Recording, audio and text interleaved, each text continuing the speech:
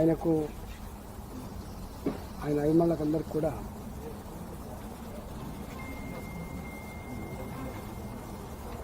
ఉండాలి కదా. ఓకే, మరి గట్టిగా అంటే ఎట్లా వస్తుంది, దీంతోనే ఉంటుంది ఇది.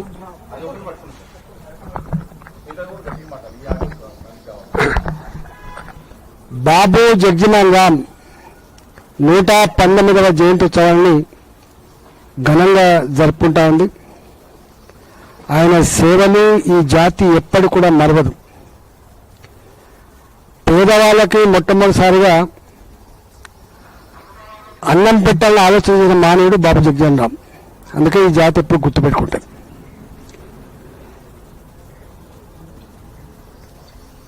టీఆర్ఎస్ పార్టీ కేసీఆర్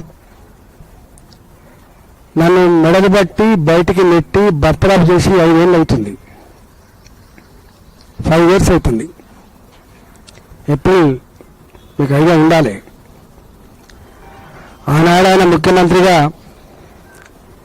మొత్తం మీడియా అంతా కూడా చెరబట్టి అన్ని పేపర్లను అన్ని ఛానళ్ళను తన సొంత కథనాలను ప్రసారం చేసేట్టు చేసి ఆనాడు ఏం జరుగుతుందో తెలియనటువంటి ఒక ఉక్కిరి బుక్కిరి పరిస్థితిని క్రియేట్ చేసిండు.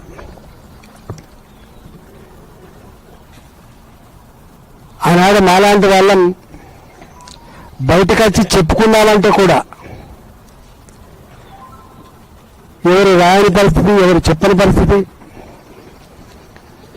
అనివార్యమైన పరిస్థితులలో మేము భారతీయ జనతా పార్టీలో జాయిన్ అయినాం. మేము సమాజానికి మరోసారి తెలియాల్సిన అంశం ఏంటంటే, ఈ మధ్యకాలంలో నాది శోభమ్మ గారిది కర్నాల్లో ఫోటో వేసి జీవన్ రెడ్డి గారు వీళ్ళంతా మళ్ళీ పార్టీ మారుతుందని చెప్పి పోస్టర్లు పెట్టుడు, దానికి కొంతమంది మాయాంటులు కూడా దాన్ని ప్రమోట్ చేసేట్లాంటివి అది జరుగుతూ ఉన్నాయి. నేను ఆ రోజు చెప్పిన మళ్ళీ ఈరోజు చెప్తున్నా, పార్టీలు మారడం బట్టలు మార్చుకున్నంత తేలిక కాదు అని. రెండో మాట కూడా గుర్తు చేస్తున్నా, మాలాంటి ఆ స్థాయిలో ఉన్నటువంటి నాయకులు ఒకవేళ బయటకు వచ్చిన పార్టీలు మారకూడదని కూడా ఒక సందేశం ఇచ్చినాడని, పార్టీలు మారకూడదనే సందేశం కూడా నేనే ఇచ్చిన.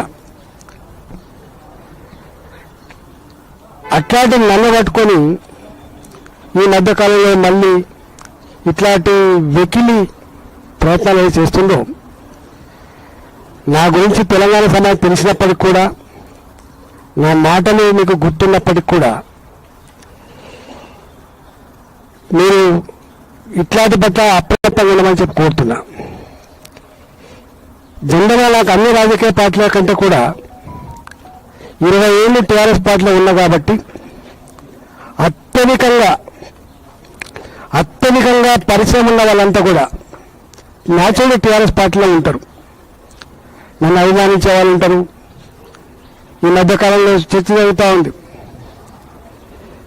ఈటల రాజేంద్ర గారిని పోగొట్టుకొని కేసీఆర్ తప్పు చేసుకున్నారు అని అంటాను. నేను అంటలేను. ఇట్లా అనేక మంది పోగొట్టుకున్నారు. ఒక తుమ్మల నాగేశ్వరరావు కావచ్చు, ఒక కడియం శ్రీఆర్ గారు కావచ్చు, ఒక పొంగిరెడ్డి శ్రీనివాసరెడ్డి గారు కావచ్చు, ఒక ఏపీ జితేంద్ర రెడ్డి గారు కావచ్చు, ఒక బొడిగ శోభమ్మ కావచ్చు, అనేక మంది ఉద్యమకారులు, అనేక మంది మాజీ ఎంపీలు, అనేక మంది మాజీ మంత్రులు, అనేక మంది మాజీ ఎమ్మెల్యేలు పోగొట్టుకున్నాడు.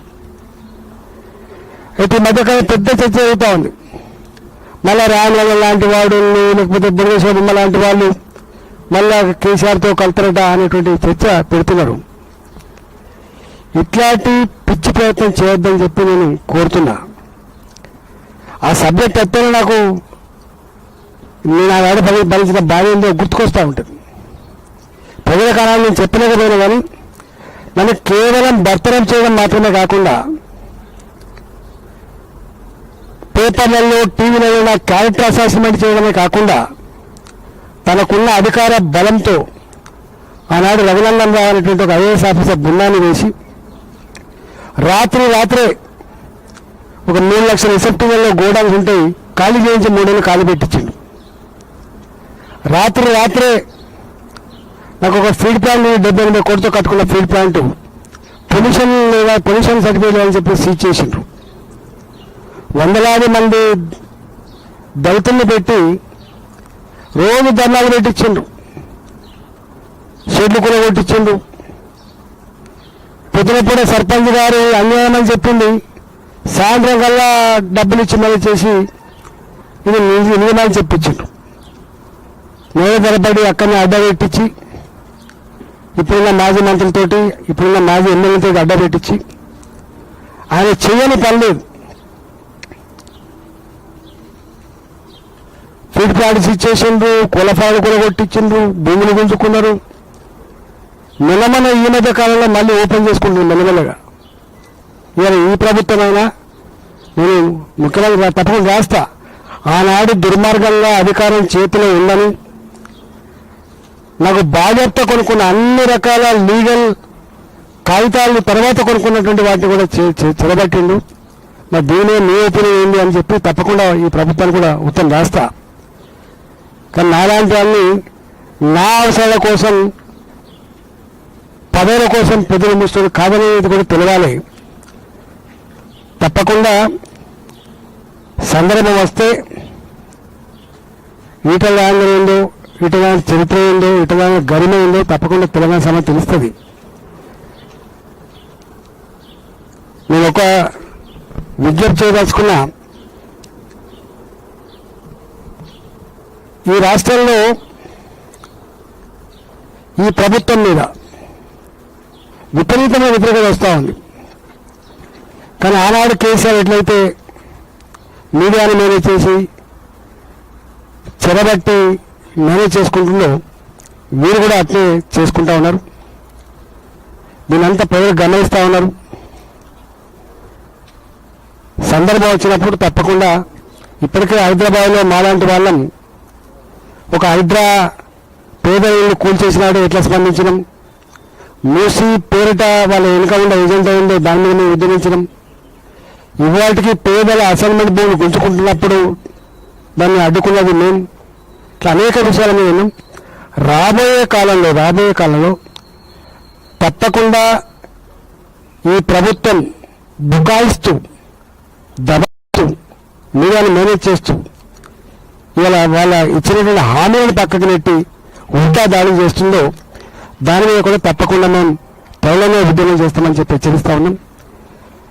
ఇవాళ మా ఎంపీల బృందం, పార్లమెంట్ సభ్యుల బృందం ఇక్కడ మేము జిహెచ్ఎంసీలో 3 ఉంటాం. కొండా విశ్వేశ్వరరెడ్డి గారు, నేను, రఘునందన్